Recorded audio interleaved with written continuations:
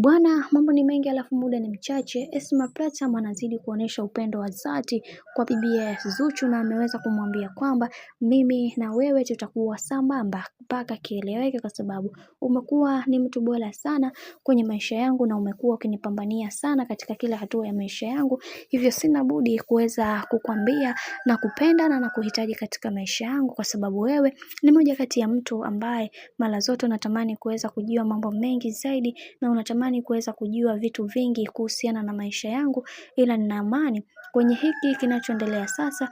Wacha tuone mwisho wake itakuwaje, ila kwenye hiki ulichoweza kunifanyia cha mimi kuweza kunipatia mtaji mwingine na mkubwa wa kuweza kunyanyuka kwa namna moja ama nyingine ni kitu kikubwa sana katika maisha yangu. Hivyo sina budi kuweza kukuomba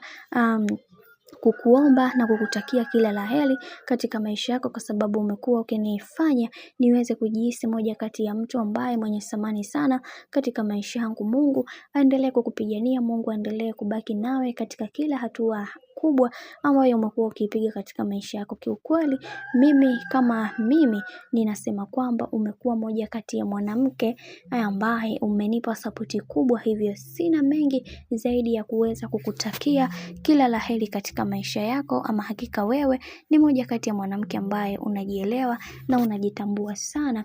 Hicho ndio kitu pekee ambacho nimekuwa nikijivunia kutoka kwako, na Mungu aendelee kukupigania na aendelee kusimama nawe katika kila hatua ya maisha ambayo unayopiga.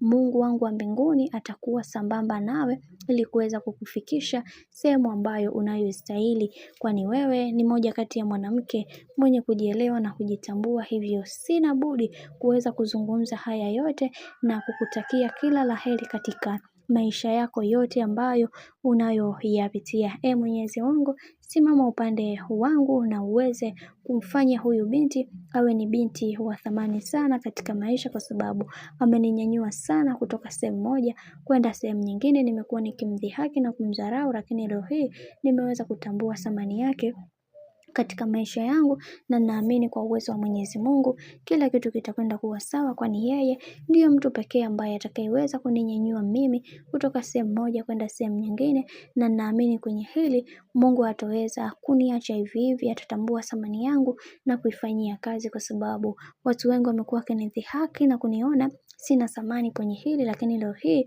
Mungu ameweza kusimama upande wangu. Bwana, mambo ndo kama hivi ambavyo unavyozidi kuona mambo yanazidi kupamba moto. Na leo hii nataka nikukumbushe, kama ndo mara yako kwanza, basi usisahau kusubscribe, kulike, kushare pamoja na kucomment, kwani ukifanya hivyo utakuwa umejiweka katika nafasi nzuri ya wewe kuweza kuenjoy na kufurahi pia katika channel tupendwa hii hapa ya Kileo Media.